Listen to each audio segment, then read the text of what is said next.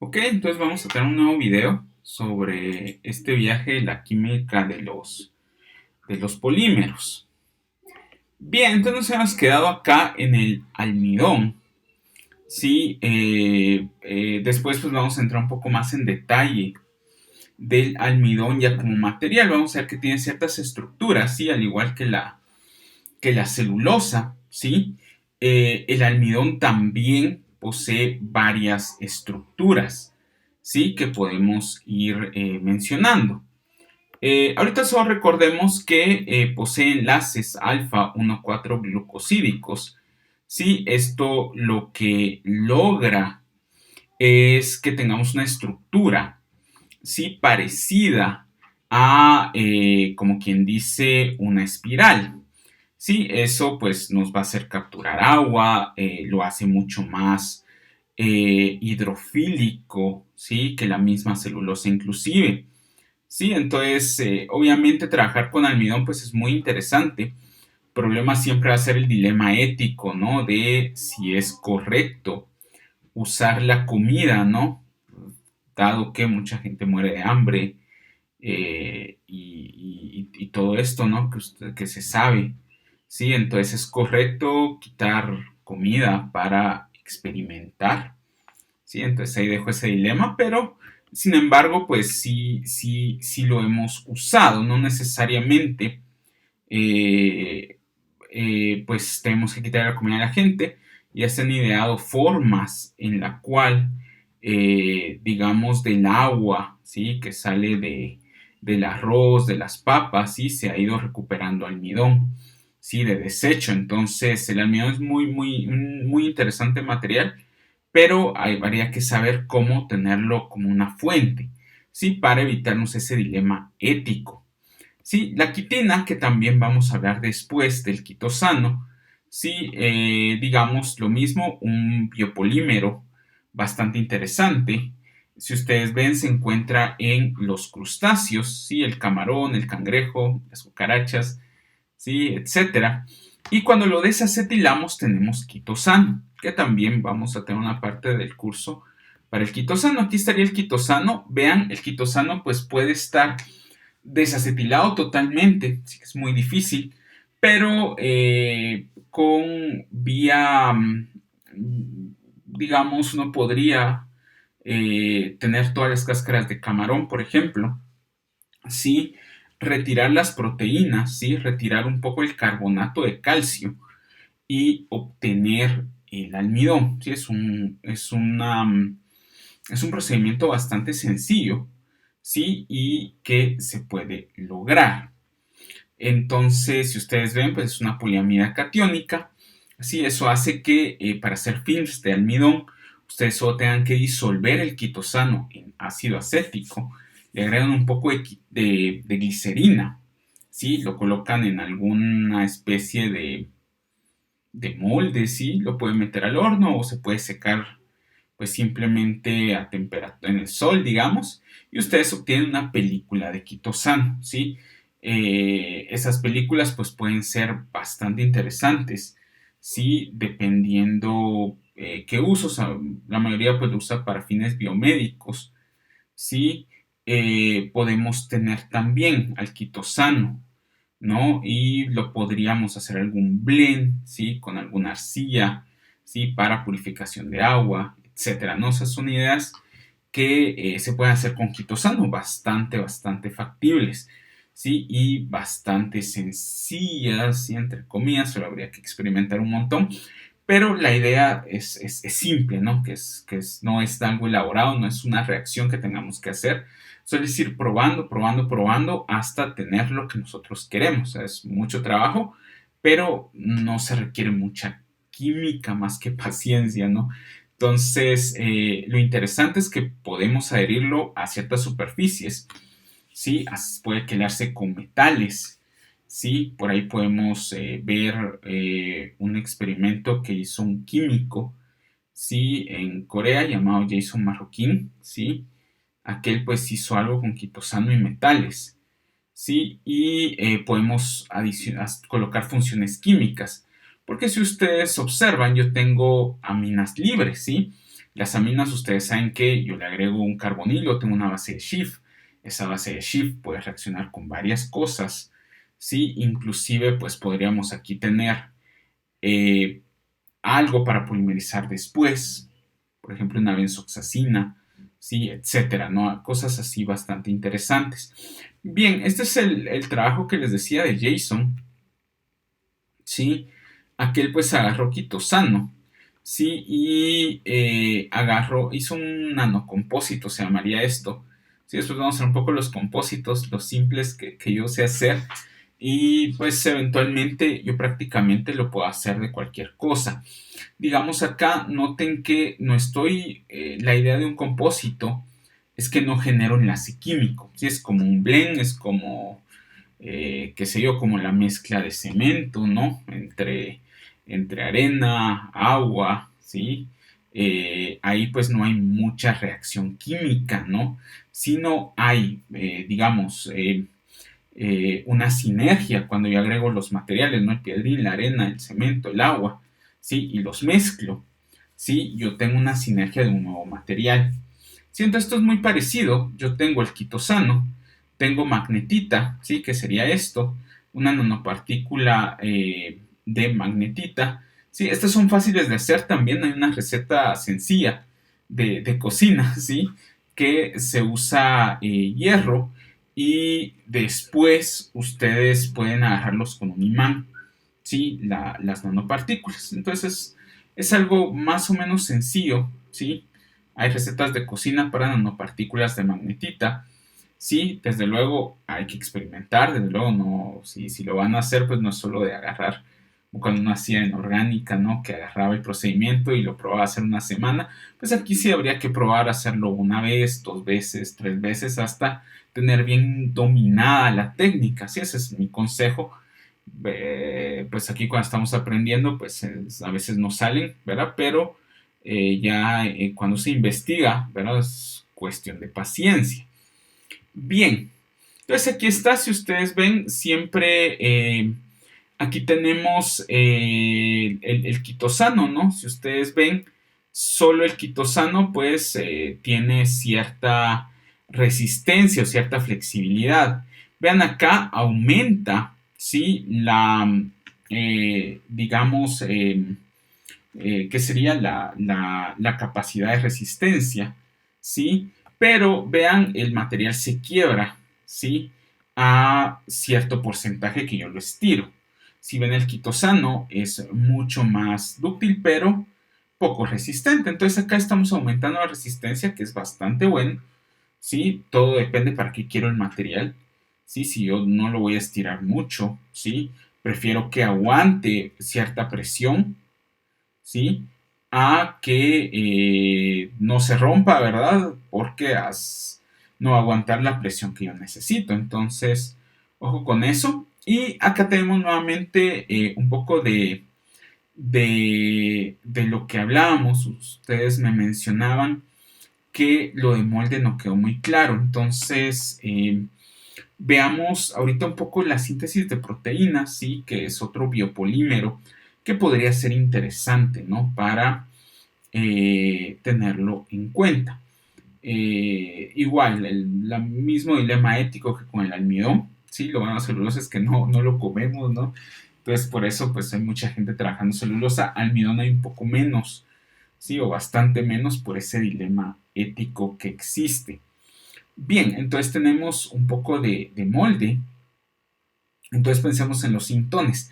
En orgánica 3 hablamos que este enlace peptídico, no sé si lo notan, es un enlace peptídico, nosotros lo podíamos hacer ya sea por síntesis soportada, ¿sí? Automatizada, ¿sí? No sé si lo recuerdan, así hacíamos proteínas sintéticas, o digamos péptidos sintéticos, ¿sí? Por este cuate Merrifield, ¿sí? Entonces nosotros teníamos ahí una probabilidad de hacer los sintones. Aquí pues es un poco distinto. Vean que es un macrociclo, ¿sí? Entonces si ustedes ven, pues aquí tendríamos la amina, ¿sí? Y aquí tendríamos el ácido carboxílico para formar este enlace peptídico. Ahora bien, ¿cómo es que yo hago para tener este tamaño de ciclo? ¿Sí? Porque por muy pilas que yo sea, ¿sí? Yo tendría que tener alguna forma, ¿sí? Porque, digamos, podría construir el monómero, pero me llevaría mucho tiempo para después ciclarlo. Entonces, a la Mara se le ocurrió, ¿sí? Hacer algo nuevamente con el molde. Si ustedes ven, lo interesante es que el oxígeno tiene cierta afinidad. Si hay cosas muy oxofílicas o el azufre también tiene afinidad. Por ejemplo, el azufre tiene mucha afinidad por el oro. El oxígeno tiene mucha afinidad por el hierro, por ejemplo. ¿Sí? Entonces yo podría usar nanopartículas, ¿sí? Y digamos como que forrarla. Y después ya solo me echo el molde, ¿sí? Como cuando ustedes hacen un pastel, ¿no? Pues dentro del molde, ¿sí? Para que no se salga la mezcla, ¿sí? Después se retira el molde. Y esto viene a ser más o menos lo mismo. Yo quiero un molde para que me quede exactamente el tamaño del ciclo, ¿sí? Entonces, ¿qué yo podría usar? Bueno, una nanopartícula, por ejemplo, que era lo que habíamos visto. Y entonces empiezo a enlazar, ¿sí? Hago una reacción y obtendría esto después. Obviamente necesito una forma, ¿sí? Esto va a depender de, el molde que yo usé. Por ejemplo, si es hierro, yo lo podría oxidar después para que pierda la afinidad por el oxígeno, ¿sí? O podría ser, o podría quitarme este oxígeno, por ejemplo, y cambiarlo por algo más y se pierde la afinidad por el molde, ¿sí? ¿Y qué hizo esta Mara? Pues dijo, bueno, vamos a hacerlo con azufre. Como les decía, el azufre tiene una afinidad terrible por el oro, ¿sí? Entonces usan una partícula de oro, ¿sí? Obviamente carísimo, ¿sí? Y después cambio el azufre por oxígeno. Ya así se retira la nanopartícula de oro, obviamente no la tiro, ¿verdad? Sino solo la retiro, ¿sí? Porque ya saben que es caro, ¿sí? Y ya tendríamos esto. Bien, un poco más de proteínas. Este es un trabajo de Igor, ¿sí? En el cual, pues, él usa arcillas, ¿sí? Y el cuate lo que hizo fue funcionalizar la arcilla. Vean, y la idea es ya después lograr meter proteínas acá y realizar reacciones. Vean acá. Nuevamente, lo que logra hacer es con el azúcar, con algún azúcar que él tiene, ¿sí? Lograr tirar, perdón, aquí él colocó una proteína, perdón, lo siento. Entonces aquí la idea es colocar proteínas, ¿sí? Y aquí hay que colocar un fármaco. Entonces, ¿qué logro con eso? La idea es que al encontrar una concentración de azúcar, el fármaco sale. Entonces, si ven, aquí hay algunos azúcares peligrosos, ¿sí? Y ya cuando están a ciertas concentraciones es que se puede liberar el fármaco. Esto para personas con diabetes o personas que padezcan, ¿sí? De azúcar alta en la sangre. Bien, ¿cómo logro yo sintetizar proteínas? Vean acá. Yo puedo tener, por ejemplo, nuevamente recuérdense de los aquellas se recuerdan de que las proteínas se pueden sintetizar a partir del RNA, ¿sí? Con el anticodón y todo. Pues ¿por qué no usar algo parecido? ¿Sí? Para lograr hacer síntesis, ¿sí? Más selectivas. Vean qué bonito. Y tenemos algunas otras cosas, ¿sí? Esto, pues más o menos por aquí va a venir la tarea esta semana. Sí, hay un cuate que trabaja mucho esto, ¿sí? Entonces usa ligandos, ¿sí? La idea aquí tienen un ligando convergente y pueden tener ligandos divergentes, ¿sí? Entonces vean, estas pues son metales, ¿sí? Noten metales, ¿sí? Y entonces, ¿qué logra este cuate? Logra tener cosas como esto, ¿sí? Una estructura discreta, o podría tener un polímero, por ejemplo. Esto ya pues nos lleva a pensar en algunas otras estructuras, máquinas moleculares, etcétera. Esto ya es muy fino, yo nunca he trabajado esto, ¿sí? Solo para tenerlo claro, ¿sí? Conozco muy poco, pero es un trabajo más fino que el que yo conozco, ¿sí? Como trabajar con almidón, trabajar con quitosano, trabajar con celulosa. Si vean, entonces acá, por ejemplo, con manganeso, lograban hacer una estantería, una estructura discreta. ¿Sí? Vean, qué bonito. Si yo tengo esta otra estructura, por ejemplo, piensen en el cobre. Esto es lo interesante. Es que yo puedo tener todos estos compuestos, ¿sí? Si quiere imaginación, ¿no? Pero yo lo meto. Eso es lo interesante, esto ya entra dentro de la química supramolecular, es decir, no llegan a formar enlace químico, sí, sino por puras afinidades, sí, yo voy buscando estructuras, entonces esto pues no es que sea trivial, no es que sea sencillo, pero es interesante que yo puedo agregar este sintón, este de acá y un metal, y yo lograr algunas estructuras, ¿sí? Vean acá, tengo una escalera, ¿no? A ver si lo notan. ¿Sí? Es una escalera. Entonces, obviamente, esto es gente que se dedica y que piensa y que prueba, ¿sí? Y muchas veces funciona. Ya después se cristaliza esto y ya podemos llegar a tener estas estructuras que ya después, en algún futuro, ¿sí? Cada vez más cercano, ¿no? Podamos tener pequeñas nanomáquinas, ¿sí? Pero estamos empezando, ¿no? Como ven, estamos apenas empezando, pero el futuro se ve que esto es como el futuro, ¿no? Y siempre se puede hacer algo mucho más complejo. Vean esta red usando plata y usando esto. Vean, yo puedo tener ahí una red. ¿Sí lo ven? Bien. Entonces tenemos algunas estructuras metalorgánicas, sí, que se llaman MOF, sí. Vamos a ver algunos más, sí, esperamos tener a Igor un ratito para que nos dé algunas pláticas, sí, de MOF, de POPs, de COFs, sí. Pues ahorita pues es como lo último, sí, del curso, ¿sí? Entonces este es como un repaso para que tengan una idea, para que después pues podamos platicar de una forma más simple.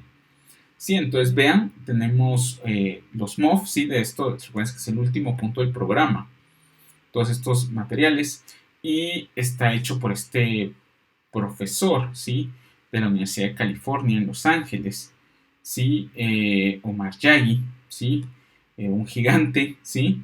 Entonces, este cuate pues ha logrado, digamos, tener estos MOF, ¿sí? Para capturar, ¿sí? Ya sea CO2, agua, metano, ¿sí? Hasta donde yo me quede. Igual en la tarea pues vamos a poner algo de este cuate, ¿sí? Entonces para que lo tengan muy presente.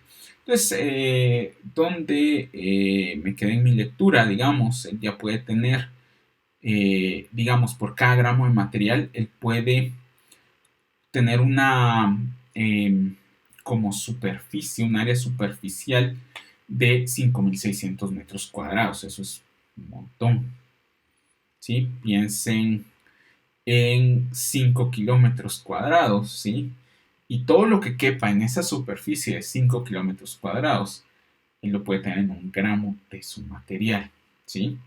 Entonces piensen en eso, ¿no? En todo el CO2 que pueda caber en esa superficie, ¿sí? Poniendo átomo, átomo, átomo, ¿sí? O molécula, molécula, molécula, él la puede tener ahí. Bien, entonces el área de un campo de fútbol. Tenemos algunos helicatos, ¿sí? Que nuevamente pensando en estos este tipo de materiales. Vean, podemos tener metales, ¿sí? Podemos tener tornillitos, ¿sí? Un tornillo, si lo ven, teniendo acá un metal y, como quien dice, teniendo el ligando acá. Vean. Entonces siempre usamos reglas de Canigol y Prelog para que vean. Podemos tener tornillos que giran a la izquierda o a la derecha, ¿sí? Para que lo tengan presente. Aquí tenemos más o menos el ligando, ¿sí? Y el metal es cobre.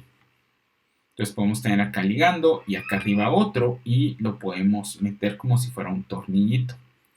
Bien, entonces vamos a entrar, ¿sí?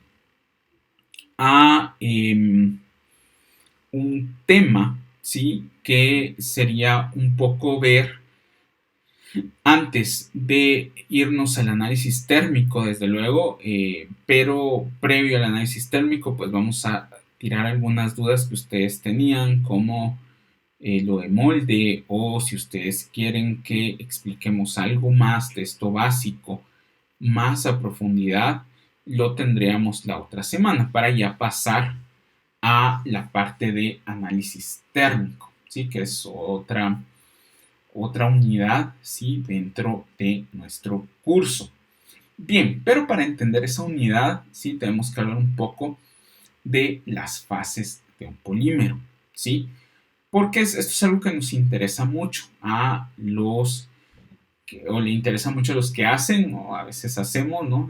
De vez en cuando nos hemos echado algunos polímeros, ¿sí? Entonces, dentro de esos polímeros, ¿sí? Se encuentran fases. Hay una fase amorfa, ¿sí? Que en español le llamamos fase gomosa, ¿sí? Y es más o menos una fase líquido-sólido, ¿sí? Entonces, nuevamente, lo que nosotros estamos buscando es la temperatura de transición vítrea, ¿sí? ¿Por qué nos interesa eso? Bien, no lo olviden, o sea, yo puedo tener un plástico, ¿sí? Y no es lo mismo tener ese plástico, si ustedes ven en la mañanita, ¿sí? Que yo voy a, lo puedo sacar, no sé, una lonchera, se me ocurre, algún Tupperware, ¿no? O eso, lo mismo tenerlo frío, ¿sí? O, por ejemplo, un Tupperware, ya que hablamos de eso, no es lo mismo tenerlo frío, agregarlo en el microondas y ver que algo está diferente, ¿no? Entonces eso es porque los polímeros tienen fases de acuerdo a la temperatura, ¿sí? Va a depender mucho de la temperatura y de su estructura. Obviamente todo esto pues lo podemos ver en base a estructuras, ¿sí? Químicas. ¿Sí? Entonces nos interesa un poco encontrar esa temperatura de transición vítrea, es decir, cuando pasa de una fase gomosa a una fase vítrea, pero realmente es al contrario, ¿no? Una fase vítrea, ¿sí? A bajas temperaturas, a una fase gomosa a altas temperaturas, ¿sí? Entonces, ojo con eso. Sí, algo muy interesante que me pasó en Navidad, descubrí que el polietileno, ¿sí? Por ejemplo, si yo lo meto al horno a 200 grados, pues no se funde, ¿sí? Entonces solamente cambia sus propiedades térmicas, ¿sí? Entonces eso es bastante, bastante interesante. Yo pensé que se iba a fundir y de ahí me fui a buscar la temperatura de transición vítrea y vi que estaba por 190, entonces ya coloqué mi horno a 180 y me salió muy rico lo que quería, ¿no? Entonces, ¿qué sucede? Dentro del polímero hay una fase amorfa, ¿sí? Siempre, siempre, a no ser que tengamos mucho cuidado, ¿sí? Esto pues va a depender mucho de cómo yo voy a hacer mi síntesis, ¿sí? Nuevamente recuérdense que hay polímeros, la tacticidad, ¿sí? Hay polímeros con una tacticidad alta, es decir, poseen varias fases, digamos, cristalinas, ¿sí? Entonces, en base a esto, ¿qué tantas fases cristalinas y qué tantas fases amorfas yo voy a tener mi temperatura de transición vítrea? ¿Sí? Entonces, existen fases microcristalinas, ¿sí? Que actúan como entrecruzamiento, le dan cierto orden a mi material, y existen, digamos, unas fases que, como no son ordenadas, ¿sí? Van a hacer que se comporte más como un líquido sólido, no como una goma, ¿sí? Nuestro polímero. Entonces, regularmente nosotros cuando hablamos de materiales muy normales, ¿no? Como el polietileno, el poliestireno, ¿sí? A pesar que pueden ser altamente cristalinos por la tacticidad, ¿sí? Yo tengo el problema, digamos, ¿sí? Que cuando yo lo hago, sí, van a quedar ciertas fases como gomosas, ¿no? Entonces, yo voy a tener una parte cristalina y una parte amorfa. Entonces, eso nos va a llevar a un índice de cristalinidad, ¿sí? Es lo que yo puedo medir, ¿sí? Van a haber altamente cristalinos, obviamente, y hay lo más fácil de encontrar es polipropileno cristalino, ¿sí? Y en base al polietileno cristalino a veces podemos sacar para algunos materiales el índice de cristalinidad. Sí, pues eso lo vamos a ir viendo todo en su momento. Entonces, nuevamente va a depender de la estereoquímica, de la tacticidad del monómero y alto o más bajo que el polietileno. Si lo ven, entonces el polietileno es como nuestro estándar, ¿sí? Entonces, en base al polietileno, es que yo digo, es más cristalino que el polietileno o es menos cristalino que el polietileno. Todo eso lo podemos analizar por calorimetría diferencial de barrido, ¿sí? Entonces, ojo con eso, para que vean, ya vamos a entrar a lo que me apasiona del curso, pero nuevamente, si necesitan que regresemos en algún punto, por favor, díganlo y con mucho gusto regresamos y lo hacemos más claro. Entonces, aquí tenemos algunas manifestaciones externas como la opacidad, por ejemplo, el polietileno, el papel film, o sea, para hacer mi estofado en Navidad, sí, se volvió más opaco, por ejemplo, ¿sí? Entonces, ya una vez pasa esa temperatura, a veces se hace reversible. Eso, pues, también depende mucho del material. Hay dos clases de polímeros, los termoplásticos y los termorrígidos. ¿Sí? Espero que sea el término en español, ¿sí? Si no lo vamos a decir en inglés, ¿sí? Porque no conozco la literatura en español, pues no la leo mucho, ¿sí? Pero es la traducción que yo tengo en la cabeza, ¿no? Termoplásticos, los que después de su temperatura de transición vítrea pueden regresar, ¿sí? A sus propiedades mecánicas, térmicas, etcétera. Entonces eso pues me da una ventaja, ¿no? Yo puedo comprar mi poliestireno, por ejemplo, que es termoplástico, ¿sí? Puedo comprar bolsas si vienen unas bolitas, ¿sí? Y yo puedo hacer, qué sé yo, botellas, puedo después hacer bolsas, ¿sí? Puedo hacer, pues lo puedo inflar y puedo tener duropor, ¿sí? Entonces, es un polímero muy, muy estable. También por eso es difícil, ¿sí? Que las bacterias se lo coman, ¿sí? Y que nos causa otros problemas. Pero digamos que es un muy buen material, ¿sí? Si yo lo veo desde el punto de vista térmico, desde el punto de vista que lo puedo tratar, que lo puedo reutilizar, con excepción del poliestireno expandido, ¿sí? Que ahí como es un poco distinto, ¿sí? El Duropor.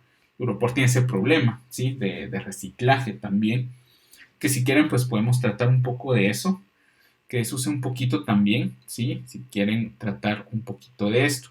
Entonces podemos caracterizar un polímero, ¿sí? De varias formas. Sí, entonces aquí hay algunas formas ópticas, sí, que me sirven como algo muy primero, ¿no? O sea, como muy, eh, como un análisis muy elemental, ¿sí?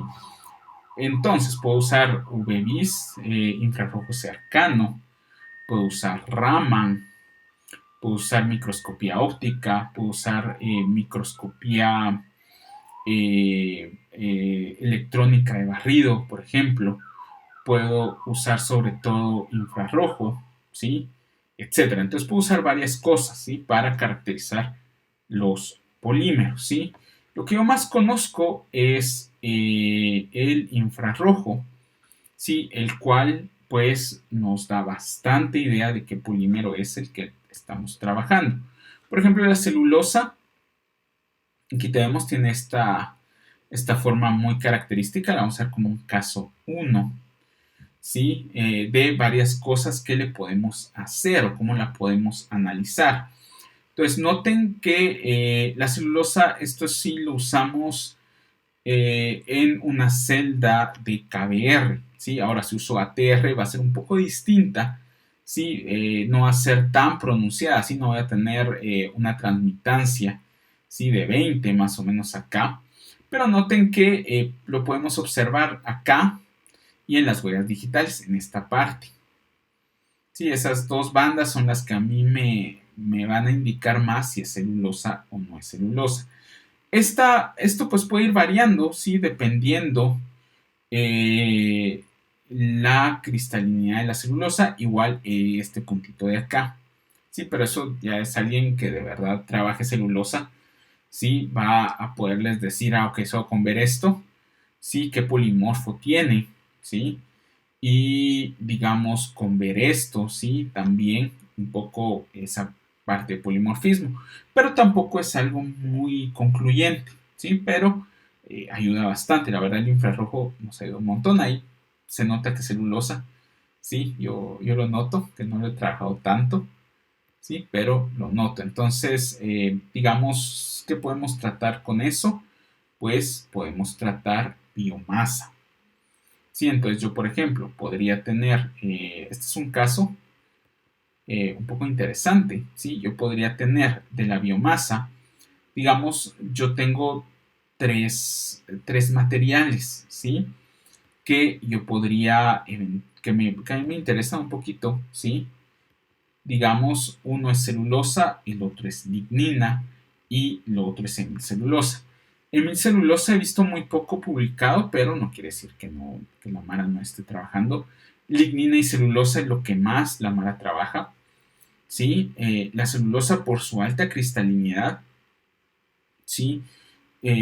Sobre todo en las plantas, ¿sí? Es la celulosa de tipo 1 o la celulosa beta, ¿sí? Y la lignina porque es una fuente de polifenoles, ¿sí? O de algunos otros materiales, ¿sí? Como guayacol, ¿sí? Y la celulosa pues es posible extraer furfural. Sí, entonces la Mar ha ido trabajando mucho. Si ustedes buscan trabajos sobre furfural, van a encontrar un montón sobre guayacol, sobre catecol, y es porque tenemos la esperanza, ¿no?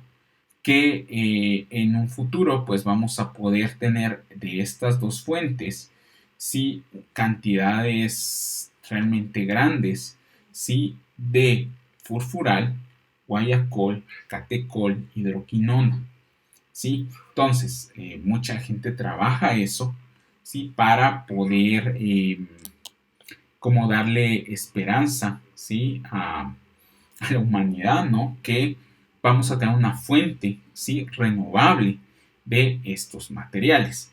Pero también esos materiales pues, nos pueden ayudar mucho, digamos, lignina, si ustedes ven, son polifenoles, entonces yo podría tener resinas fenolformaldehído, ¿sí? Que es algo que se sigue usando bastante. Sí, yo podría tener también, funcionalizar algo de esto, podría también lograr tener oligómeros, ¿sí? Y pegarlos a nanopartículas, ¿sí? Y ver qué puedo tener. Tener blends o nanocompósitos con algo más, con nanotubos, etcétera. Entonces, si ven, es un mundo que se puede hacer un montón de cosas, ¿no? Entonces es solo de tener ideas y tener una fuente no estudiada, ¿no? De lignina o de celulosa. Entonces aquí tenemos un poco de una investigación, un poco de publicidad. ¿Sí? Aquí tenemos celulosa vista, perdón, esto es, se llama esto caña bagazo. Sí, bagazo de caña, sí, se le hicieron algunos tratamientos. ¿Sí? Noten que con microscopía yo puedo observar, esto pues no es celulosa, digamos son fibras que poseen lignina, celulosa y hemicelulosa. Lo que sucede es que se le hacen tratamientos para retirar la mayor parte que podamos, ¿sí?, de ese material amorfo para tener una buena parte de material cristalino. Ya hubo un investigador, ¿sí?, de apellido Segal, ¿sí?, de un artículo de 1929, para que vean, seguimos citándolo, ¿sí?, los que trabajamos un poco con celulosa y fibras celulósicas.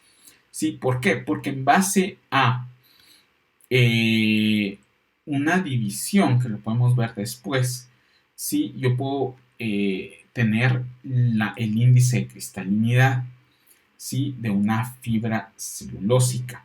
Entonces vean, aquí con el microscopio logramos ver que teníamos algunos, que el material sí posee algunos huequitos, ¿sí?, que nos pueden ayudar para anclar mejor a nuestra matriz polimérica. Entonces igual lo podemos también pensar para alguna otra cosa, ¿sí? Vean, entonces podemos saber la morfología de esas fibras. Veamos las fibras, la cristalinidad, vean. Entonces lo que hace ese artículo es que, por ejemplo, esta es la parte que nosotros creemos que no es cristalina, ¿sí? O este valle se debe a la poca cristalinidad.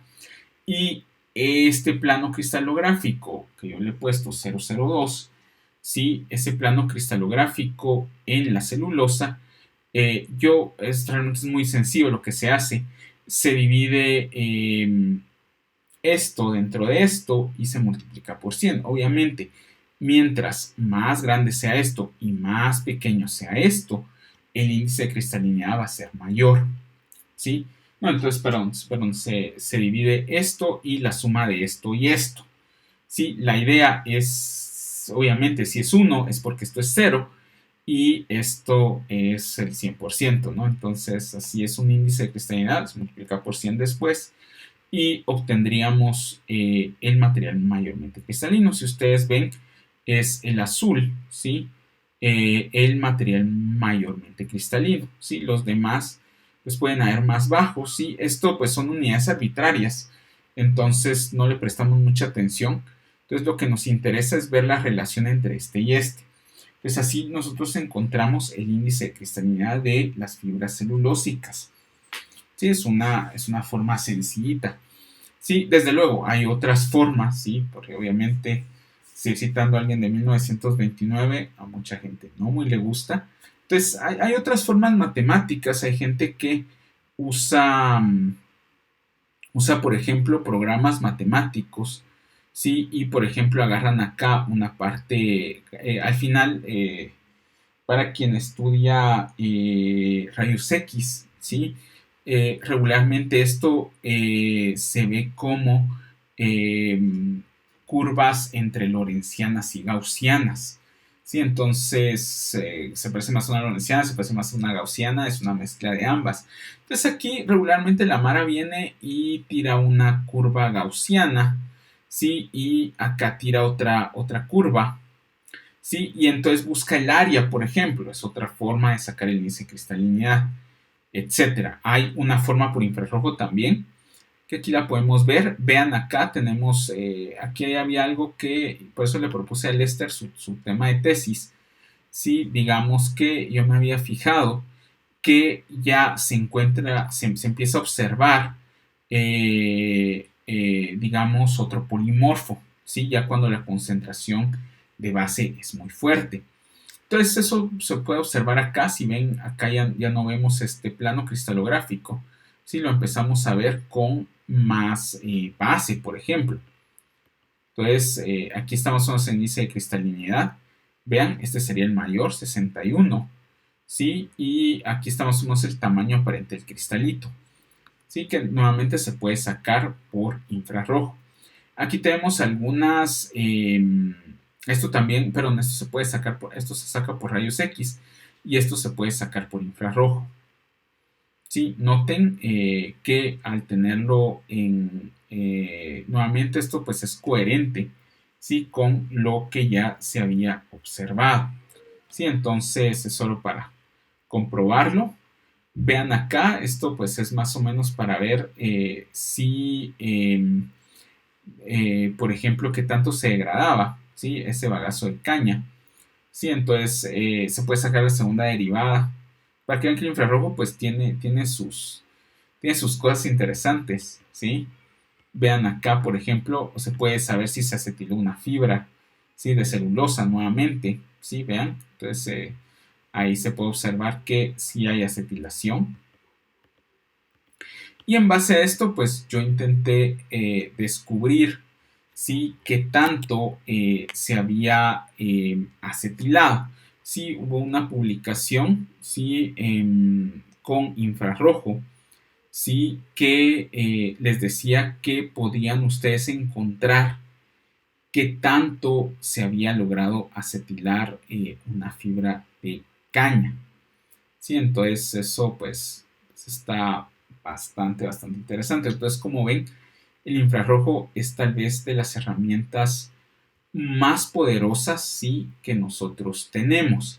Dentro del infrarrojo, sí, hay alguna zona un poco prohibida, sí, y esa es la espectroscopía Raman, que si quieren la podemos ver la siguiente semana. Pues nuevamente, cualquier duda, caja de comentarios, grupo de WhatsApp, ¿sí? Y si quisieran videos acerca de algo que no ha quedado claro, por favor, me avisan, ¿sí? Y con mucho gusto los hacemos. Ok, gracias, espero que les haya gustado.